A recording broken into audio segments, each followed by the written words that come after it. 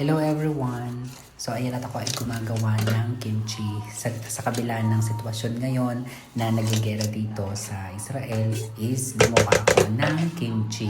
So ayan, ipapakita ko sa inyo. So ayan, yan po ay nahugasan ko na and then nababaran ko na po ng asin and then nilagyan ko po ng konting patis ang pagbababad. After 2 hours is ginayat ko naman po itong spring onion and then yan akin ang pinaghalo. Bale nakagawa na po ako ng ating mixture, liquid mixture na pinagsama-sama ko pong sibuyas, bawang, luya, itong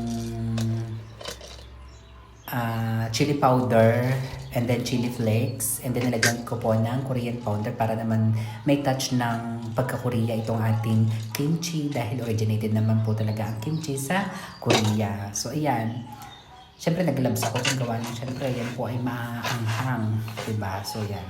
So, pwede nyo pong lagyan ng rice vinegar. Nasa sa inyo na po kung gusto nyo pong lagyan ng rice vinegar doon sa liquid mixture. Pero, magpe-ferment naman po yan. Kaya pwede pong hindi nyo lagyan ng mismong rice vinegar. Yung sa akin, medyo nilagyan ko po ng konting rice vinegar. Kasi gawa ng hindi siya mag-blend doon sa aking blender. Yung mga pinagsama-sama kong mansanas, peras, luya, sibuyas, bawang. So, yan.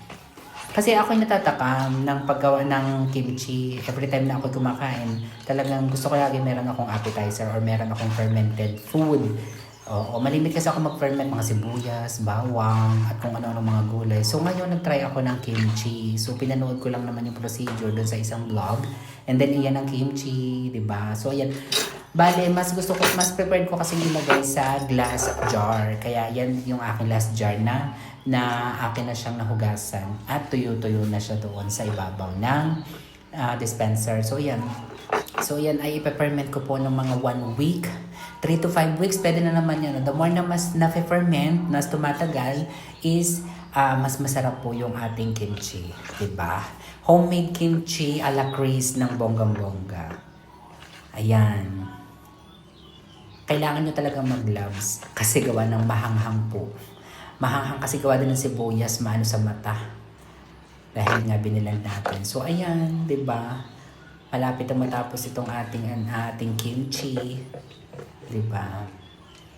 Yan, masarap po ang kimchi, katambal ng ating mga kahit anong mga pritong isda, yan, pritong tinapa, tuyo, daing, yan ang ating kimchi.